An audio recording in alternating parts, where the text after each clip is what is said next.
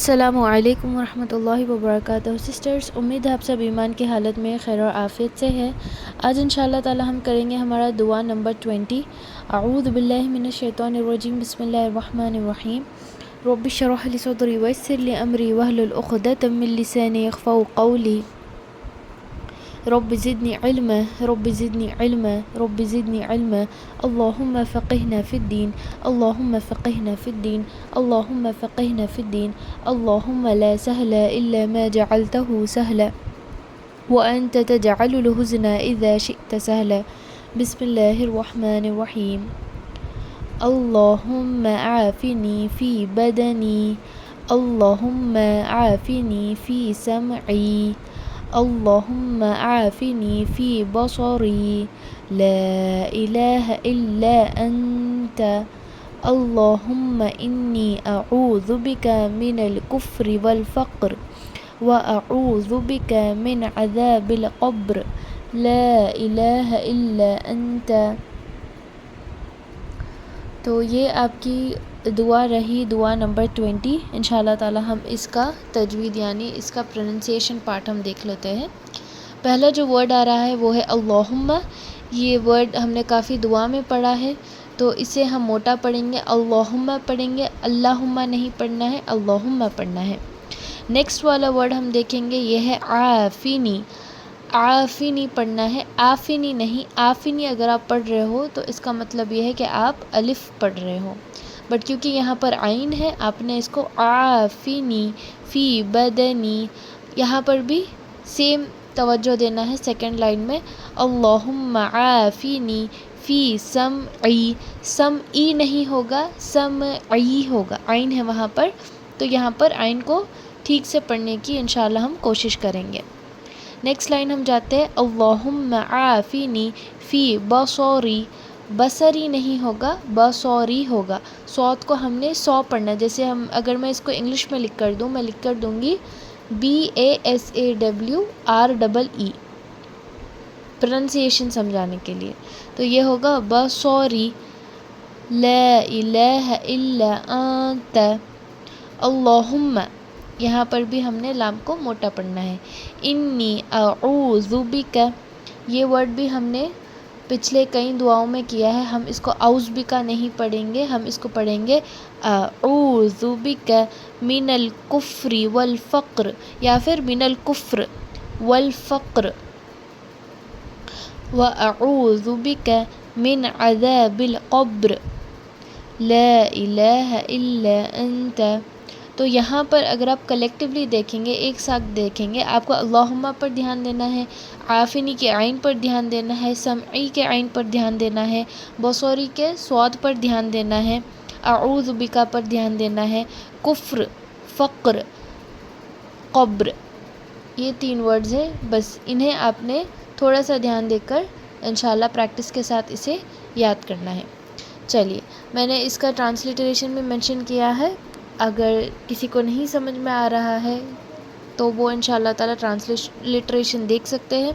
چلیے ہم آگے بڑھتے ہیں اس کے معنی کی طرف۔ اس کا ترجمہ ہے، اے اللہ میرے جسم کو صحت دے، اے اللہ میری سماعت کو صحت دے، اے اللہ میری بینائی کو صحت عطا فرما، تیرے سوا کوئی معبود نہیں۔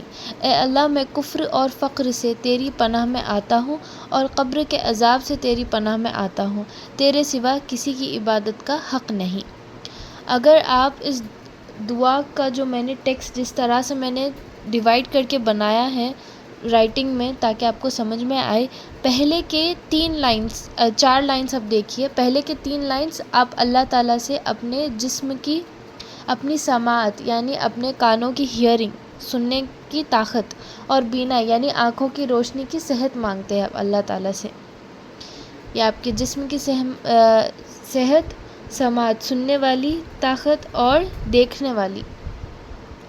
تو آپ 3 چیزوں کے بارے میں پہلے 3 لائنز آپ کی عافیت میں ہم مانگ رہے ہیں اللہ سبحانہ تعالیٰ سے، پہلے کی 3 لائنز آپ کی عافیت کے بارے میں ہو گئی۔ 4تھ لائن میں آپ اللہ سبحانہ تعالیٰ ایک ہے، آپ یہ ڈکلیئر کرتے ہیں لا الہ الا انت، پھر آپ پھر دعا کرتے ہو، کس سے؟ آپ اللہ سبحانہ تعالیٰ سے کفر سے، فقر سے اور خبر کے عذاب سے، ان سب چیزوں سے، ان بری چیزوں سے آپ اللہ سبحانہ تعالیٰ کی پناہ میں آتے ہیں۔ فرسٹ 3 لائنز آپ اللہ سبحانہ تعالیٰ سے مانگ رہے ہیں، عافیت مانگ رہے ہیں، صحت مانگ رہے ہیں اللہ سبحانہ تعالیٰ سے۔ پھر بیچ میں آپ اللہ کی تعریف کرتے ہیں، اللہ تعالیٰ آپ بیان کرتے ہیں کہ اللہ سبحانہ تعالیٰ ایک ہے۔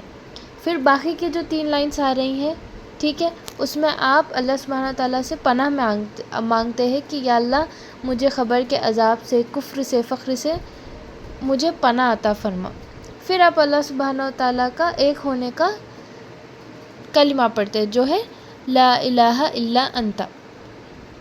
تو اس دعا کو اگر آپ ایک سٹرکچر کے جیسے یاد کریں گے تو آپ کو انشاءاللہ تعالیٰ یاد کرنے میں بھی آسانی ہوگی۔ پہلی 3 لائنز عافیت کے بارے میں ہے، 4تھ لائن میں آپ اللہ سبحانہ تعالیٰ کے ایک ہونے کا کلمہ پڑھتے ہو لا الہ الا انت۔ پھر 3 لائنز آ رہی ہیں آپ کو جس میں آپ اللہ سبحانہ تعالیٰ سے پناہ مانگتے ہیں۔ کن چیزوں سے پناہ مانگ رہے ہو آپ؟ پہلے تو ہو گیا کفر سے، پھر فقر سے، پھر عذاب قبر سے۔ 3 چیزوں سے آپ پناہ مانگتے ہیں، پھر آپ لا الہ الا انت پڑھو گے۔ تو یہ ایک اگر آپ ایک سٹرکچر میں یاد کرنے کی کوشش کریں گے انشاءاللہ تعالیٰ آپ کو آسانی کے ساتھ یاد ہو جائے گا۔ چلیے ہم آگے بڑھتے ہیں اور اس کے بینیفٹس دیکھتے ہیں اور اسے کس طرح پڑھنا ہے، کتنی دفعہ پڑھنا ہے، کب کب پڑھنا ہے، انشاءاللہ ہم وہ بھی دیکھتے ہیں۔ ابو بکر رضی اللہ تعالیٰ عنہ صبح و شام یہ دعا 3 مرتبہ پڑھتے تھے، جبکہ انہوں نے رسول صلی اللہ علیہ وسلم کو پڑھتے ہوئے سنا تھا۔ تو اس حدیث کو ہم نے ایسے فالو کرنا ہے، اس میں 2 پوائنٹس ہیں۔ ایک تو یہ ہے کہ ہم نے اس کو صبح اور شام کے اذکار میں پڑھنا ہے، تو یہ عمل ہمارا، یہ دعا کا جو عمل ہوگا وہ صبح میں بھی ہوگا اور شام کے اذکار میں بھی ہوگا۔ دوسرا پوائنٹ یہ ہے کہ ہم نے اسے 3 مرتبہ پڑھنا ہے۔ تو یہ 2 پوائنٹس آپ نے دھیان میں رکھنا ہے کہ اس کو ہم صبح اور شام پڑھیں گے اذکار میں، اور اسے 3 مرتبہ ہم نے پڑھنا ہے۔ یہ دعا آپ انشاءاللہ تعالیٰ آپ اپنے ڈیلی جو آپ دعا کرتے ہو، نماز میں ہوتا ہے یا پھر آپ کبھی بھی ٹریول کر رہے ہو، کبھی بھی اگر آپ دعا کر رہے ہو، نارمل دعا جو ہوتی ہے ہماری، اس میں بھی آپ انشاءاللہ تعالیٰ آپ اسے انکلوڈ کر سکتے ہیں۔ تو یہ رہا آپ کا آج کا لیسن۔ آج کے لیے بس اتنا ہی۔ اگر آپ کے کوئی بھی ڈاؤٹس ہے، کوئی بھی کویشچنس ہے، آپ انشاءاللہ مجھے بتا سکتی ہیں۔ جزاک اللہ خیر، بارک اللہ فیکم، السلام علیکم ورحمۃ اللہ وبرکاتہ۔